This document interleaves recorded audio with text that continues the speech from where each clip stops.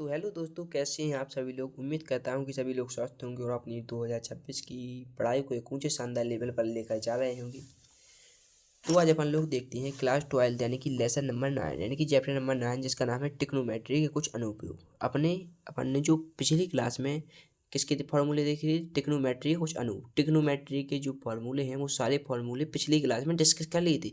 जिस किसी ने वीडियो नहीं देखी है तो हमारे प्लेलिस्ट में जाकर उस वीडियो को देख ले सकता है, ठीक है। तो सबसे पहले आपको क्या पढ़ना पड़ेगा, टिक्नोमेट्री पढ़ना पड़ेगा। इसके बाद आपको पढ़ाया जाएगा क्या, टिक्नोमेट्री के कुछ अनुप्रयोग, ठीक है। टिक्नोमेट्री के कुछ अनुप्रयोग का मतलब है कि इसमें चित्त वाले सवाल आते हैं, ऐसा बन जाएगा, ठीक है। इसमें मीनार के सवाल आते हैं, ऐसे कुछ सवाल आते हैं तो उन सभी को डिस्कस करेंगे। इसमें कुछ चीज़ें होती हैं, उन्नयन कोण, अवनमन कोण, जी हालांकि क्वेश्चन भी आते हैं इनसे, ठीक है। तो सबसे जो पहला पॉइंट है वो क्या है, जब कोई वस्तु हमारे नेत्र का मतलब है आँख, क्या है, आँख के क्षैतिज तल से ऊपर स्थित हो तो हमें उस वस्तु को देखने के लिए अपना सिर ऊपर उठाना पड़ता है। इस क्रिया में हमारी आँख एक कोण बनाती है जिसे उन्नयन कोण कहते हैं। क्या बोला इनने, जब कोई वस्तु हमारे नेत्र यानी कि आँख के क्षैतिज तल से ऊपर स्थित हो, यानी कि जो कोई वस्तु है, हम सीधे स्ट्रेट खड़े हैं। अब जो कोई वस्तु है वो हमारे नेत्र यानी कि आँख से ऊपर की ओर खड़ी हो, कैसी हो, ऊपर की ओर हो, तो हमें उस वस्तु को देखने के लिए अपना जो सिर है ऊपर की ओर उठाना पड़ता है। इस क्रिया में हमारी आँख जो है वो एक कोण बनाती है जिसे अपन लोग क्या कहते हैं, उन्नयन कोण कहते हैं। उन्नयन कोण का मतलब सीधा सा आप सीधे समझ सकते हैं कि जैसे कोई व्यक्ति खड़ा है, अब उन्नयन कोण क्या होता है, तो जैसे कोई व्यक्ति खड़ा है, अब वो ऊपर की ओर जैसे कोई वस्तु है तो हमें उस वस्तु को देखने के लिए अपना सिर क्या करना पड़ेगा, ऊपर की ओर घुमाना पड़ेगा, सीधी सी बात है। अगर कोई वस्तु हमारे क्षैतिज तल से ऊपर की ओर स्थित है, क्या कहाँ पर स्थित है, क्षैतिज तल से यानी कि नीचे की ओर से कोई वस्तु ऊपर स्थित है तो हमें सीधी सी बात है कि अपना जो सिर है ऊपर की ओर उठना पड़ेगा उस वस्तु को देखने के लिए। तो हमारी आँख, इस क्रिया में हमारी जो आँख है वो एक कोण बनाती है। उस कोण को क्या बोलते हैं अपन लोग, उन्नयन कोण बोलते हैं, ठीक है। इसके बाद है अवनमन कोण, जिसका जस्ट अपोजिट होता है। क्या होता है, जब कोई वस्तु हमारे नेत्र के क्षैतिज तल से नीचे स्थित हो तो हमें उस वस्तु को देखने के लिए सिर नीचे की ओर घुमाना पड़ता है। इस स्थिति में बने कोण को अवनमन कोण कहते हैं। क्या बोला इन्हें, जब कोई वस्तु हमारे नेत्र यानी कि आँख के क्षैतिज तल से नीचे की ओर स्थित यानी कि धरती में स्थित हो, नीचे जमीन में स्थित हो, तो हमें उस वस्तु को देखने के लिए अपना सिर नीचे की ओर घुमाना पड़ता है।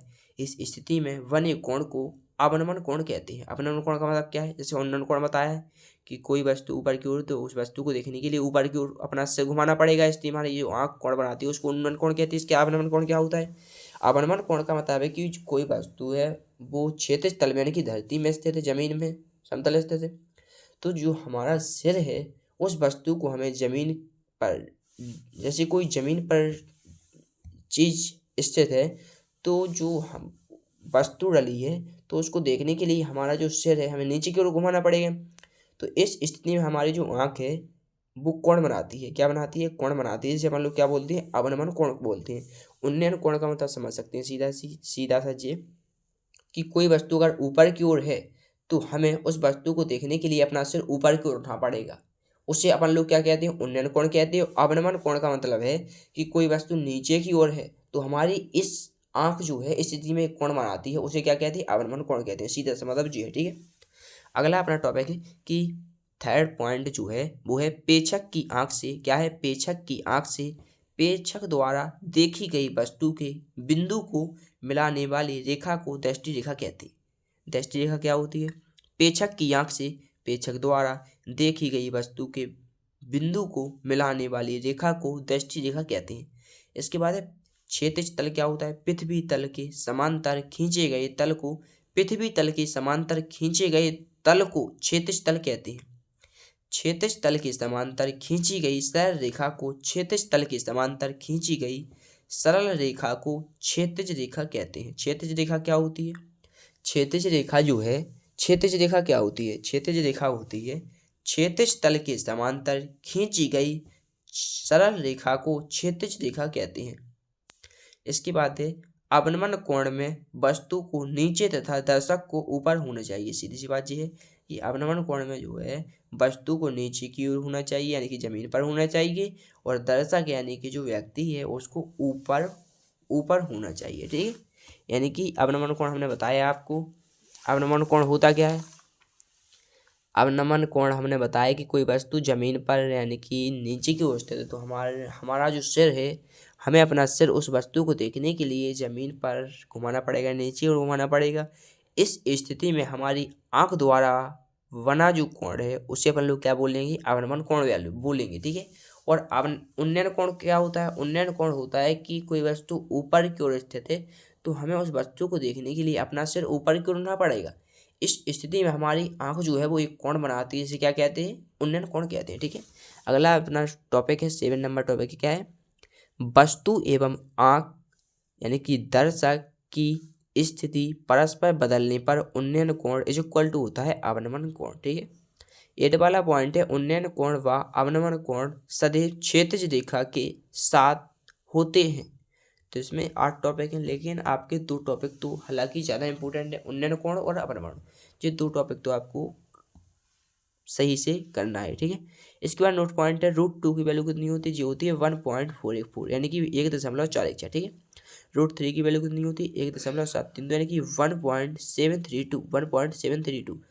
पाई की जो वैल्यू है वो होती है 3.1 यानी कि 3.14। पाई की एक और वैल्यू होती है, क्या होती है?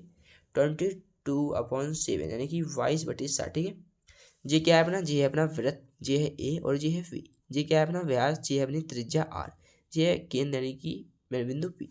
ए बी है, ये क्या है? ये अपना व्यास, और ये पी बी है, क्या है? P B. ये क्या है अपना? A B. ये ए बी क्या है? व्यास है, क्या है? व्यास है। और पी बी ये क्या है? अपनी त्रिज्या है। ये क्या है अपना? ए बी व्यास है, और ये पी बी क्या है? त्रिज्या है। ठीक है, इसके बाद है लघु त्रिज्यखंड का चित्र है, कैसे निकालते हैं? तो जे अपना वृत्त बना है। ठीक है, जे यहाँ से जे कैसे निकालते हैं? जे क्या है अपना? लघु त्रिज्यखंड, क्या है? लघु त्रिज्यखंड। और ये क्या है अपना? दीर्घ त्रिज्यखंड। अब आप लोगों को आगे मिलेगा कि लघु त्रिज्यखंड क्या है? लघु वृत्तखंड मिलेगा। तो लघु वृत्तखंड का जो क्षेत्रफल है वो होता है θ/360 इंटू πr² -1/2 यानी कि हाफ r² sin थीटा। लघु वृत्तखंड का जो क्षेत्रफल है वो होता है θ/360 इंटू πr² -1/2 यानी कि हाफ r² sin थीटा। ठीक है, तो एक नोट पॉइंट लिख लेना कि 1 मिनट में घड़ी की सुई द्वारा बना कोण 6 डिग्री का होता है, यानी कि 6 डिग्री का होता है। डिग्री में बदलने के लिए 180/π से गुणा करते हैं। डिग्री में बदलने के लिए 180/π से गुणा करते हैं, और रेडियन में बदलने के लिए π/180 से गुणा करते हैं। डिग्री में बदलने के लिए 180/π से गुणा करते हैं। डिग्री में बदलने के लिए 180/π से गुणा करते हैं, और रेडियन में बदलने के लिए π/180 गुणा करते हैं। ठीक है, तो आई होप आप सभी लोगों से उम्मीद करता हूँ कि क्लास आप सभी लोगों को बेहद आसानी से समझ में आई होंगी। मिलेंगे और किसी ऐसी शानदार टॉपिक के साथ, तब तक के लिए जय हिंद जय भारत।